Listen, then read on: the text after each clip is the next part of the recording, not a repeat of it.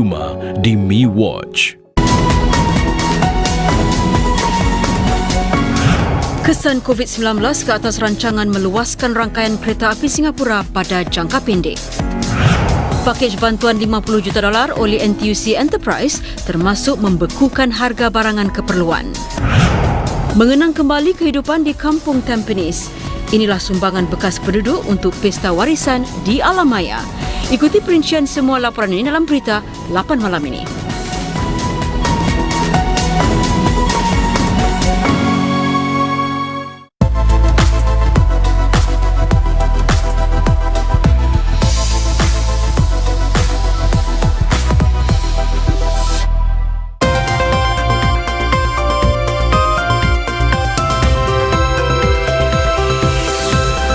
Berita jam 8 malam.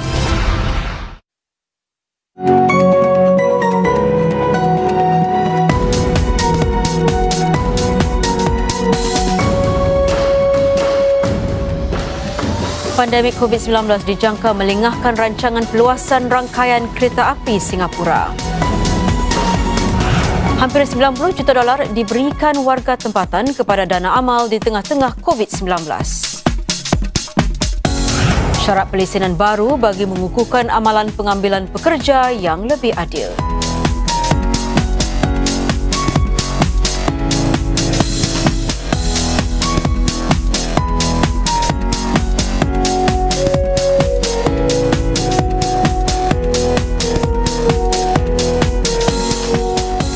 Salam sejahtera. Pandemik COVID-19 akan menyebabkan kelengahan pada rancangan peluasan rangkaian kereta api Singapura. Bagaimanapun, Menteri Pengangkutan Khaw Boon Wan melahirkan keyakinan matlamat jangka panjang tetap di landasan yang betul. Our plan is to expand the MRT network to 360 km by early 2030s, and we are sticking to this plan. There will be some delays because of COVID-induced impact on the availability of construction workers, but the intent to significantly expand our MRT network remains unchanged. Encik Khaw memberi maklumat terkini itu di majlis untuk memulakan penutupan kereta api MRT generasi pertama Singapura. Kereta-kereta api tersebut yang berusia lebih 30 tahun secara beransur-ansur akan digantikan dengan yang baru bermula tahun depan. Beberapa projek besar dijadualkan siap dalam dekad akan datang, termasuk peringkat pertama laluan rentas pulau dan daerah Jurong. Selain rancangan peningkatan itu, Encik Khaw juga menekankan pentingnya memastikan perkhidmatan kereta api boleh diyakini. Walaupun COVID-19 telah menjejas permintaan bagi khidmat pengangkutan awam, beliau menegaskan jumlah penumpang kian meningkat sedang langkah-langkah sekatan pergerakan dilonggarkan. Beliau menarik perhatian permintaan bagi khidmat kereta api sudah pulih sekitar 40%. Encik Khaw turut menjelaskan perbincangan antara Singapura dengan Malaysia berhubung projek kereta api laju Kuala Lumpur Singapura dan sistem transit laju Johor Bahru Singapura atau RTS masih diteruskan. Malah katanya perbincangan dijalankan dengan intensif untuk mencapai persetujuan sebelum tarikh terakhir 31 Julai. Beliau mengharapkan hasil yang baik agar projek RTS itu boleh disambung semula. Hampir $90 juta dalam bentuk derma berkaitan pandemik COVID-19 diterima menerusi wadah-wadah seperti dana masyarakat. Jumlah derma tersebut hampir sama dengan jumlah derma yang dikumpulkan bagi keseluruhan tahun 2019. Ini didedahkan dalam satu kenyataan bersama Kementerian Kebudayaan, Masyarakat dan Belia serta Kementerian Pembangunan Sosial dan Keluarga. Menteri Kebudayaan, Masyarakat dan Belia Grace Fu berkata, pandemik COVID-19 tidak melemahkan sifat ihsan rakyat Singapura. Malah, ia membangkitkan sifat paling terpuji di kalangan rakyat Singapura. Beliau juga menggesa rakyat Singapura supaya terus mengembangkan semangat Singapura bersama dan bekerjasama antara satu sama lain bagi mengharungi cabaran.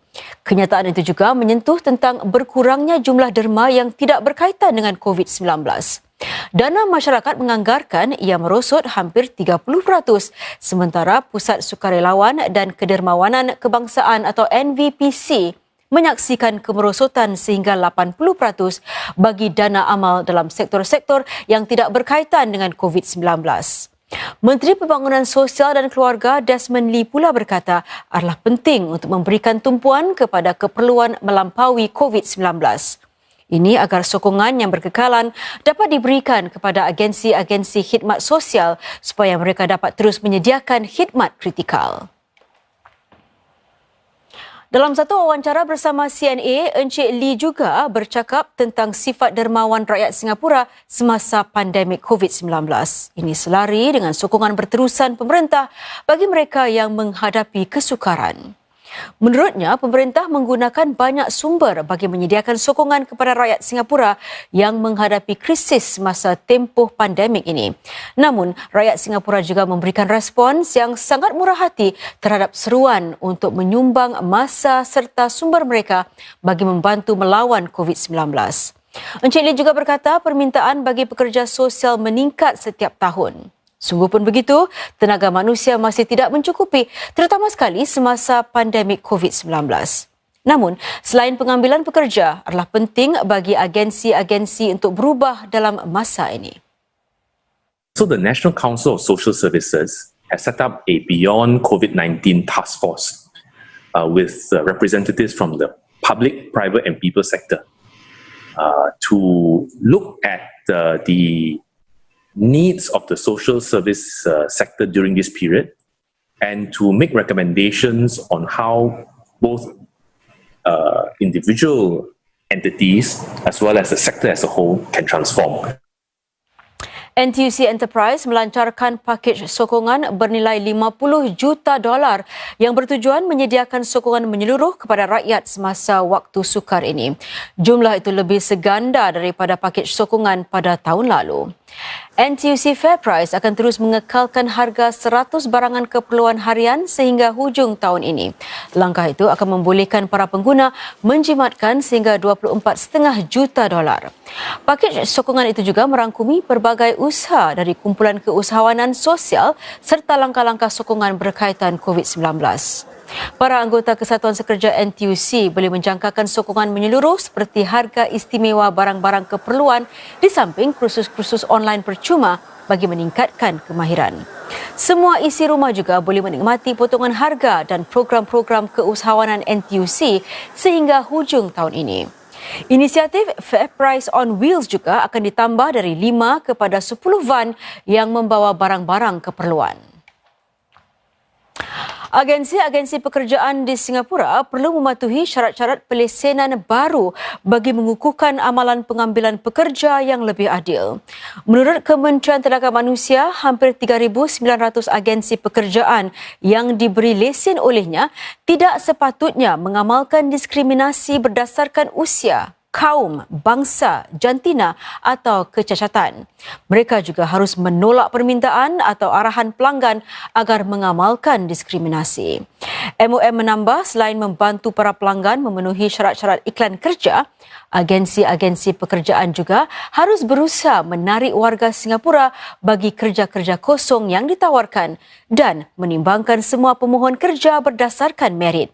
Syarat-syarat mendapatkan lesen MOM itu berkuat kuasa pada Oktober ini dan mereka yang ingkar akan digantung atau ditarik balik lesen mereka atau diberikan mata demerit. Menurut MOM, agensi-agensi pekerjaan merupakan orang tengah utama dalam pasaran kerja yang membantu para majikan mengisi jawatan-jawatan dengan 30% kekosongan kerja dipenuhi oleh agensi-agensi pekerjaan. Setiap tahun, MOM menerima sekitar 20 aduan ke atas agensi-agensi pekerjaan kerana iklan yang didakwa mengamalkan diskriminasi. Sekitar 1,000 syarikat di sini telah diletakkan di bawah senarai kewaspadaan pemerintah kerana disyaki ada amalan diskriminasi. Singapura perlu meningkatkan daya tahan kebangsaan dan daya saing dalam norma baru dan ini penting